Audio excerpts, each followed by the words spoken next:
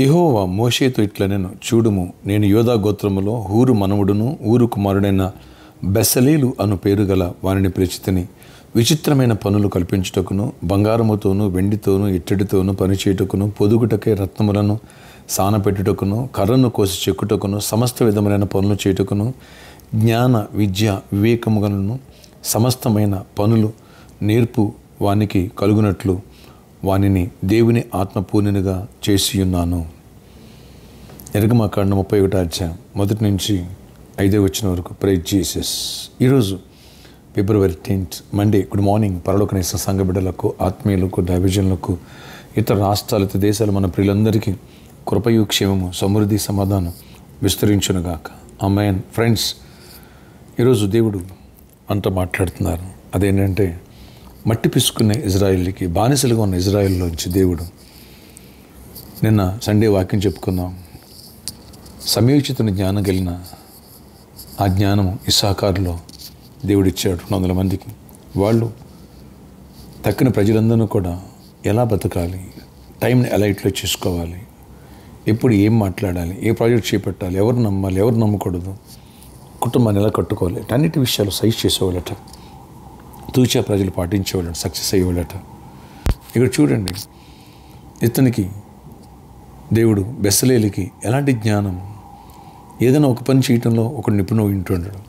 ఇక్కడ బంగారముతో, వెండితో, ఇత్తడితో, అలాగే రత్నములు సానపెట్టడానికి, ఆ పనులు చేయటానికి, అలాగే కర్ర ఇలాంటి వాటి కూడా చేయడానికి కూడా, ఉడితో కూడా చేయడానికి కూడా జ్ఞానము, విద్య, వివేకము, సమస్తమైన పనులు నేర్పును అతన్ని కలిగినట్టుగా దేవుని ఆత్మపూర్ణంగా చేశాడు. వావ్, ఎలాంటి క్రియేటివిటీ.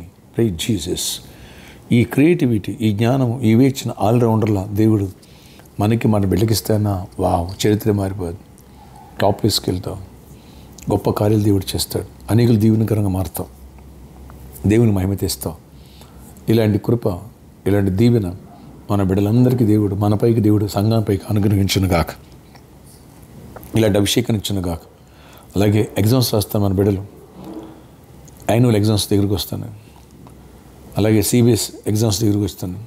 అందరి విషయాలు దేవుడు కృపనిచ్చి, బెసలేలు అభిషేకాన్ని, జ్ఞానమును, వివేచన దేవుడిచ్చి టాపర్స్గా నిలబెట్టునుగాక. కాంపిటేటివ్ ఎగ్జామ్స్ కూడా టాపర్స్గా దేవుడు నిలబెట్టి క్వాలిఫై జాబ్ పొందే కృపనిచ్చునుగాక.